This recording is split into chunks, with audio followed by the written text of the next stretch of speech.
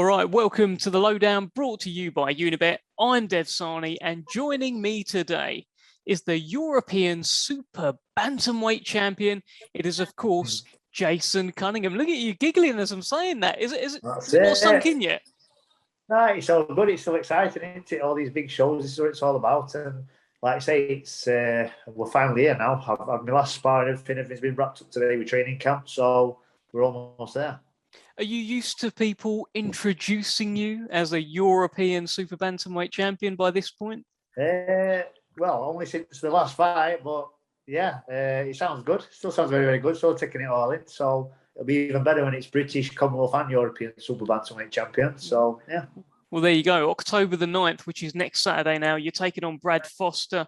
It's on an away show. He is the house fighter. He is the backed fighter. Frank won the purse bid. He's brought you over. How are you feeling heading into this fight?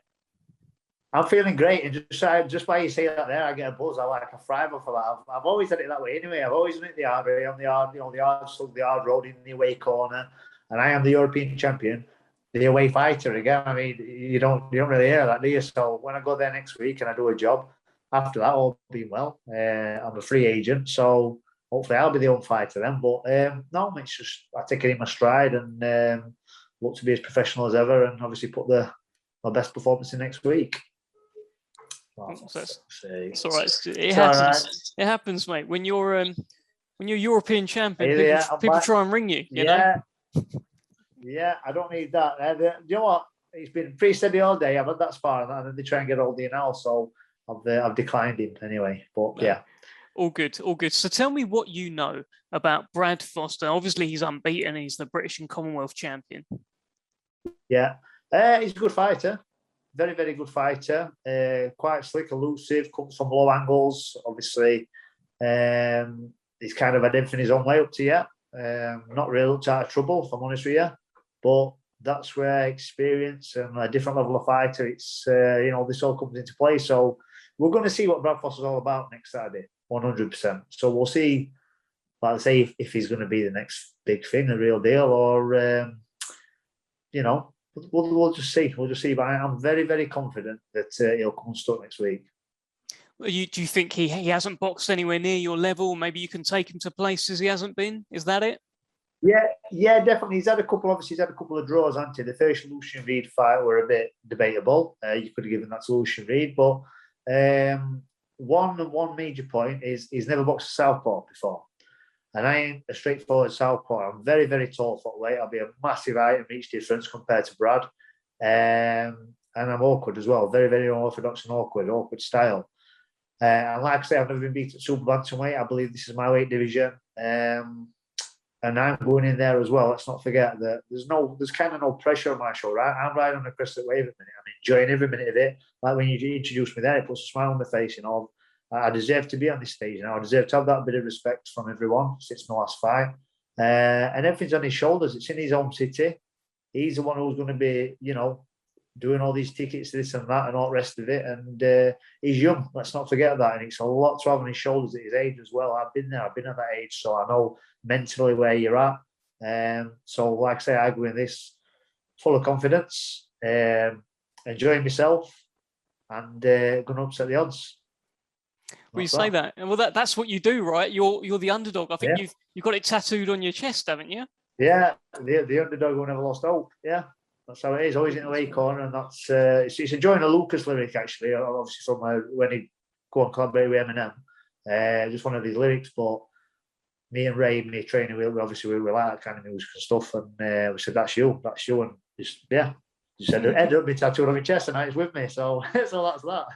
Very nice. I mean, into that Gamal Yefai fight, when you picked up the European Super Bantamweight title, as you say, you were underdog, but I think I remember hearing that you were actually quite close to walking away had it all gone wrong. Tell us about that. Yeah, well, what it was, obviously, after what we've lived through with the COVID era and everything else, I'd had a year out of me now. There's one thing with me, and I can honestly say for next week, I prepare, I'm meticulous. If you've seen behind the scenes footage my last fight, I weigh my food down, everything is like religious what I do, meticulous. It's like it's all or nothing with me, so I put everything into my boxing. when I done with boxing, I can safely say I gave 100%. Didn't cut no corners, anything like that. No boxing happening, not unless you're with a big promoter or whatever else. But I lived a bit of a normal life with my daughter, and I enjoyed it. I enjoyed myself, and I thought, we were chasing that big fight, that big opportunity, and I thought, do you know what? This is the one for me. I thought if this don't come off, or if I can't beat Gamal Yafai and be a European champion, then what's the point? Especially at age I'm at, then I would have walked away.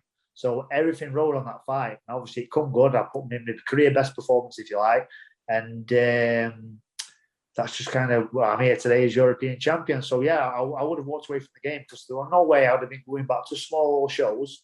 Bearing in mind, at this time back in May, we didn't know when we were going to have small shows because everything was still like behind closed doors and what. So God knows what will come in next week, government and stuff. So I kind of said, that's it. That was my last roll of the dice, if you like. I was gonna rag in if I didn't win, but I have won.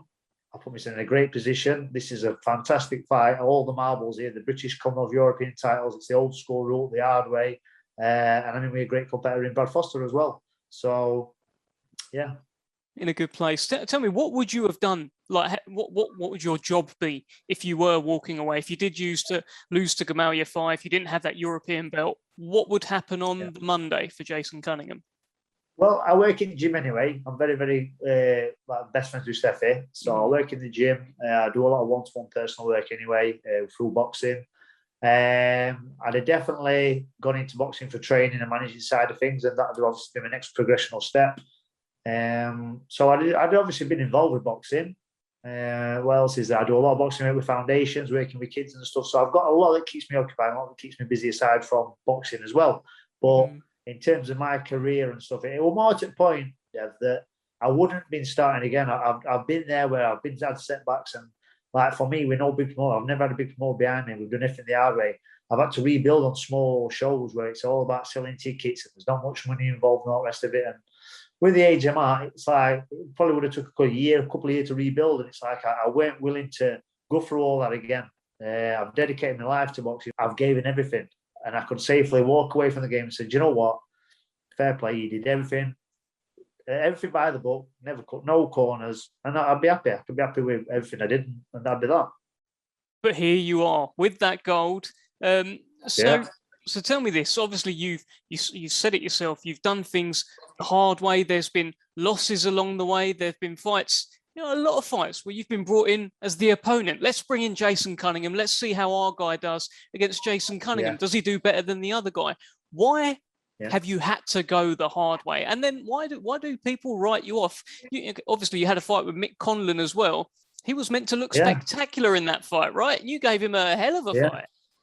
I did, and I always do. Even like I say, even most of my defeats were at featherweight, which were probably just a slightly bit too high weight division for me. I'm a very, very big super bantamweight, maybe not quite as big as some of the featherweights. So obviously that comes into play, the physical advantages and stuff.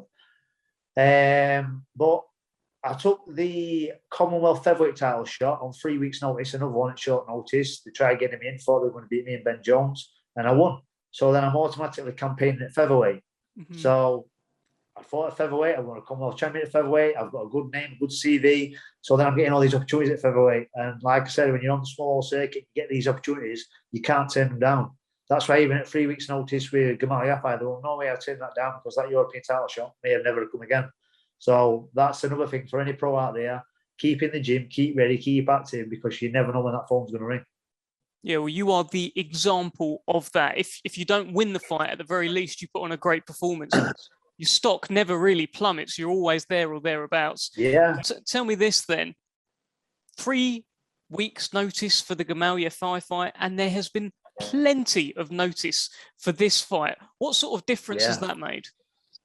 Right. The first one is we've had to taper down. Obviously, I've been full of confidence, buzzing. You're like right at the crest of the wave. Everything's changing. I'm the champion. So basically, I was training in good form, and then he pulled out with an injury, which I'm glad it happened kind of initially right after the first announcement of the fight. So you're not like a week away from fight, 2 weeks to thinking, he's pulled that now type thing. So that went too bad on that front, but we kind of just had to taper down a touch. Obviously, you don't want to burn out, you don't want to overdo it. So it's just been a fine balance all the way through. But I've had my last spar today with Jack Bates in 10 rounds. Absolutely flying, everything's good. And obviously I know my own body. I'm experienced enough. My team's experienced enough. We know when to push it, when not to push it. So it's been slightly longer preparation than 3 weeks this time, but believe you me, I am ready and I have got that working. So we're good to go for next week. And obviously you're not going to look past Brad Foster. He's an unbeaten guy, but you're the one who is riding high right now, and your confidence must be sky high. How far have you allowed yourself to dream? Where does this Jason Cunningham story go? Right, one fight at a time, and never look beyond that. But what's experimenting with this one is, again, I'm in the away corner and people may be writing me off. So I'm going to defy the odds there. Not only that, the British title, that beautiful Lord Lonsdale belt, is the only belt I've not won domestically. So I want to claim that. And in that as well, I've become a free weight Commonwealth champion, which I spoke to Steve Lillis about this the other week. There can't be many that's won for Commonwealth titles at 3 different weight divisions. So after that, I've cleaned up domestically. I've got my European title as it is. There's only one place left to go. And I did actually discuss this with Steve, and it's like, where I'm at now, I've had a great career, long career, but I want to get as much out of it now as I can. I've got the belts and that and all the rest of it.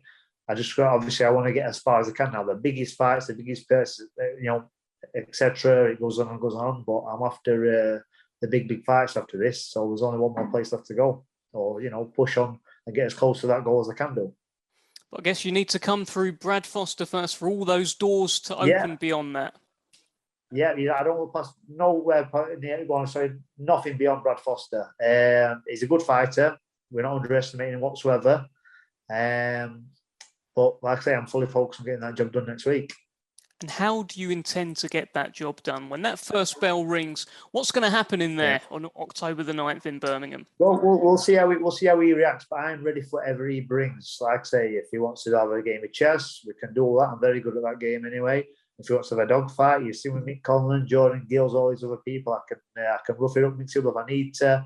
Like I say, I'm the one with the experience, so we'll just see what he brings, and then I adjust to whatever he decides to do. Looking forward to it? Yeah, very much. Yeah, I can tell. I can Back tell. under those lights. Yeah, back under those lights. Well, like even all this now, it's getting calls, all interviews and stuff, and I enjoy it. I take it all in, and like you say, once this is all said and done, I'll be looking back on this in years to come, and you've got to make most of it and enjoy it. So yeah. 100%. Look, I can tell you've got the bit between your teeth. It's been a pleasure talking to you. You're one of boxing's great stories. You haven't done things the easy way. You haven't had that big promoter backing. You haven't been invested in necessarily. But here you are, European super bantamweight champion, and you're fighting for the British and Commonwealth next Saturday. It's a great story, Jason. Yes, thank you. I appreciate that. And sorry about those little hiccups, but we got there in the end anyway. Yeah, good man. Thank you very much. See you soon, mate. Take care.